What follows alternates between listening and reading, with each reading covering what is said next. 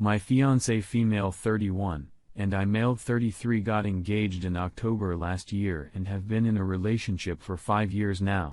Everything has been great, and I can honestly say that I've never met anyone who comes close to her. She's been the love of my life for sure. I've known her most of my life. We grew up on the same street just round the corner from each other. Her mom and dad still stay in the same house, and I still stay in the same house I grew up in, which my mom left to me when she passed away in 2014. We still don't officially live together yet, but for all intents and purposes, she lives here. Her parents and her are really close though, and she still has her bedroom there and occasionally spend the night there, but she's never away from here. Anyway, this morning, I decided to go take a walk down to the shops to buy something, and as I was about halfway down 15-minute walk, I realized I had forgotten my face mask. Masks are mandatory here in shops since 10th July, so I had to walk back and get mine.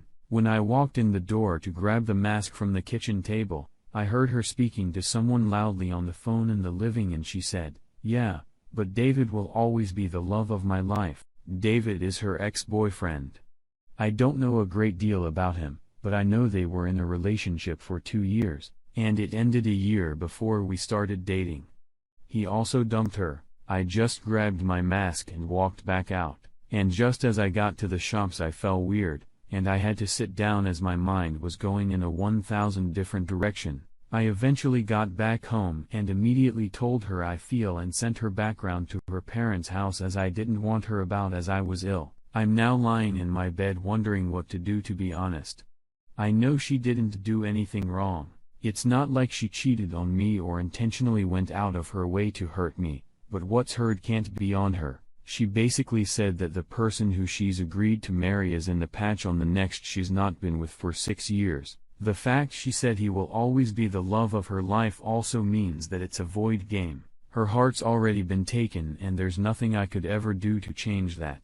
Also, what would happen if he did come back into her life? You can't turn down the love of your life when they come calling, and I'd be dumped quicker than yesterday's leftovers. So what do I do? Tell her I was earwigging on her and heard her say that shit. Just end the relationship for a completely vague reason, like, "Oh, it's not you, it's me, etc." Swallow my pride and pretend I didn't hear it. Everything has been wonder, but there's no way on this earth I want to be someone's second choice, especially when her ex is the one on her mind that she obviously would be with if she could. I'm thinking about just saying it's not working between us. She's now texting me about coming round tonight and mothering and spoiling me because I'm the sickie. Fuck that. I was gonna update sooner, but I've spent the last 3.5 days in a drunken supersum. My apologies, but I'll warn you. This is not a good update. Right, so after posting and receiving some advice on Reddit on Thursday, I was thinking of telling her to come back round on Thursday night so we could talk, but settled on Friday morning instead as I wanted to get my head in a clear state. She still thought I was ill, so I needed a bit of time to think through what I was going to say. So she comes round on Friday morning about 8 a.m. with rolls and tuna mayo crunch her mum had made for me, along with grapes, sweets, and juice, and stuff. I think she could see right away that something was wrong, as I must have looked stony-faced and you could cut the atmosphere with a knife. Anyways, I said to her that I wasn't really sick and that yesterday as I was going to the shops I forgot my mask, had to come back to retrieve it, and when I got in to get it, I heard her talking in the other room about David. Her face went completely pale, and she started welling up, so I instinctively stopped talking and just stared at her. She then runs into the toilet, locks the door and starts hysterically crying, and alarm bells are going off all over the place in my head. Her reaction made me think she didn't know what I heard, so she must have said some other shit about him as well. I chapped on the door and told her if she has any aspirations of saving this relationship she had better tell me everything right now. 30 minutes or so go by and she finally comes out, damming her face with a tissue, and tells me David got back in touch with her 4 or 5 months ago and she had been sleeping with him once or twice a week since. I said on my previous post, she will occasionally go and stay with her parents. It's usually about once a week. Sometimes twice, sometimes none. The thing is, I've just popped around myself dozens of times over the years to speak to her mom or dad. watch TV or anything at all, really, without informing her, and she's always been there, so it's just become routine, and I've never thought any more of this. Has obviously been the times that she's gone to meet David. All I can think of is that the snippet of conversation I heard her having was her friend or something helping her choose between David and I. When I heard this, I hit the roof. I threw her out, grabbed handfuls of her stuff, put it in bin bags, and threw it out the door into the front garden. She's still standing there BTW. I then grabbed my garden hose and drenched the shit out of the bags with it. She at this point has ran round to her house, and about a minute later her dad comes rampaging round screaming. Her dad and I end up rolling about the now quagmire-ish front garden fighting. At about 9 a.m. in the morning, no less, police vans and everything ended up turning up, and half the street was out because of the thing, and went to my friend's house where 3 of us spent the weekend, and Monday they took off work. I'm on furlough drinking. When I got back in the house this morning, I noticed she had been back in the house at some point. Made the beds, done the washing and iron. I have no idea why she done this. As I'm writing that she's tried to get in again, I haven't been able to change the locks yet, so I put the door chains on the front and back door, and from upstairs heard the door open and the chains clanging as she tried to get in. There's also a note that she's put through the door. I don't even want to read it right now. I'm too hurt, hungry, and hungover to even think about what she has to say. Update 2. Sorry for the belated, but I'm in a bad way right now. I'm half drunk as I write this, so bear with me since everything that has happened. Things have took a turn for the worse. As many of you mentioned, I should do. I sent an email to her father explaining my side of the story and apologizing for taking things and embarrassing his daughter, but as I said previously, I acted instinctively. I didn't apologize for fighting him as I was reacting to him coming at me. He basically told me to fuck off and accused me of biting his ear for some reason, so that's what was stuck in my teeth. I joke, of course, if you don't laugh, you'll cry. About a week ago, I went outside to find my car keyed right down from the passenger side wing mirror round to the boot. Last Sunday, I was walking down the road to meet a friend at the Arches, a place where we occasionally hang out and walk from an arched bridge, and as I was turning the corner, the local mouth cassette called me a disgrace. I said, how am I a disgrace? And she told me that I'm a disgrace for beating up my ex-fiancé. Let's just be clear here. I've never laid a finger on her in my life. Either her father or someone else is perpetuating this lie, and me throwing her shit out and hosing it has obviously given this an authenticity. I haven't spoken to my ex and she hasn't tried to contact me anymore. I think they're all on the same page now that I'm the bad guy. I've got the ball rolling and putting my house up for sale. I can't live here anymore. I wish I still had my mom to lean on. She would make things better. Sorry for the shit update. Final update. Firstly, I want to thank everyone who has reached out. I've tried to reply to everyone, and hopefully this update will help. I am since still in my house, but I will be renting it out rather than selling.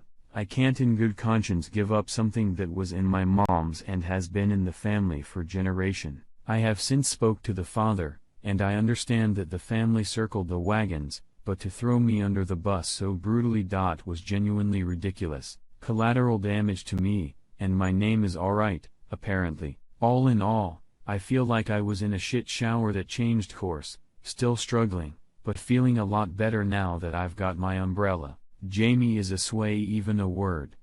Story 2. My original post is here. I have no idea where to start with the events that have occurred within the past 11 hours since I last post. I am still shaken up and this is hard to process. My BF finally messaged me back a few hours after I asked him to meet up with me. He agreed to meet me at his apartment. I made sure that I was going to talk to his dad before him so he could help me find the correct course of action for my BS. Well, I met with the father, we will call him X. I was so scared before talking to X that I was shaking. My voice was unsteady, and I had tears in my eyes when I walked in. I had no idea where to begin. X looked concerned, so he sat us down across from each other. I told X that I believe his son has been sexually abused for 6 years now, Of course, X was taken aback. I started to tell him about what my BF told me. That's when X started to be more and more puzzled. He stopped me while telling the story I knew about my BF and his mother. X told me that there's no way this is completely true. When he says this, I start getting confused as well. X tells me that my BF's mother died in a car accident when he was 8. X never remarried or had a GF. At this point, I am dumbfounded, and I have no idea what to say. X tells me that he didn't think my BF's mother was sexually abusive while she was alive, or why my BFS would even tell me this. X also tells me that he have no idea who mom might be on his phone. I take a few minutes to calm down and think before I head over to my BF's apartment. The drive was only 10-ish minutes from X's house to my BF. I took this time to process what X told me and what I would say to my BF.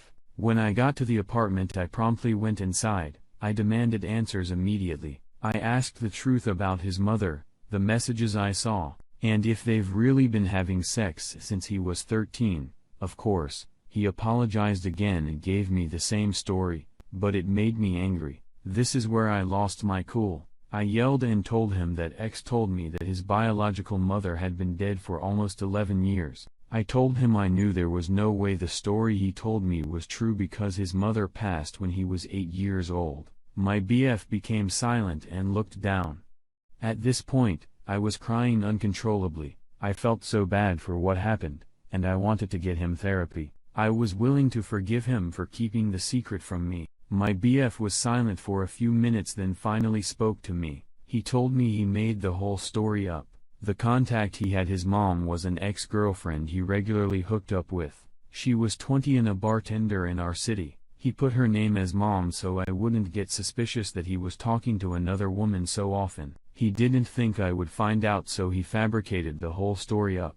This way, I wouldn't be mad at him. He told me he figured I would feel sorry for him and stay with him. I felt so betrayed when he confessed this. In past few days, I went from having a healthy relationship to thinking by his mother, then to find out it was all aligned just because he didn't want me to know he was sleeping with this ex. He tried to justify it further, telling me it was meaningless, and he only loved me. I told my BF that I want nothing to do with him and left. He tried to follow and plead with me, but I ignored him. I drove home, threw out everything he gave me and blocked him once again. I cannot believe he lied about something so major just to protect himself. I haven't stopped crying since I left his apartment.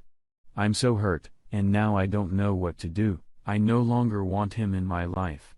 I'm considering moving towns so he can't find me. He has gotten online and used a fake number to try and get a hold of me to apologize. I need to clear my head and try to take everything in. I will turn off my phone and computer for a while so he can't try to contact me again. Update: so my now ex-BF came to my apartment and started banging on the door, begging to be let in so we could talk.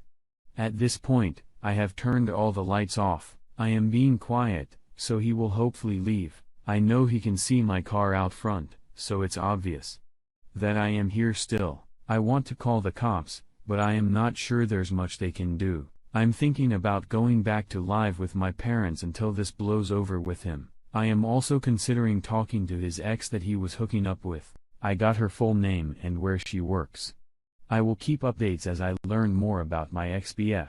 Update 2: I'm having a lot of people sending me messages, so thank you for the kind words. I can't reply to everyone's message, so at the bottom of the comments, I added some additional commentary on everyone's suspicions. Please read it to answer any questions if you are still unsure. Please note that there are some personal details I left out in order to keep privacy. X, how his mother died. There's a reason he didn't talk about it. For those who have questions, I made a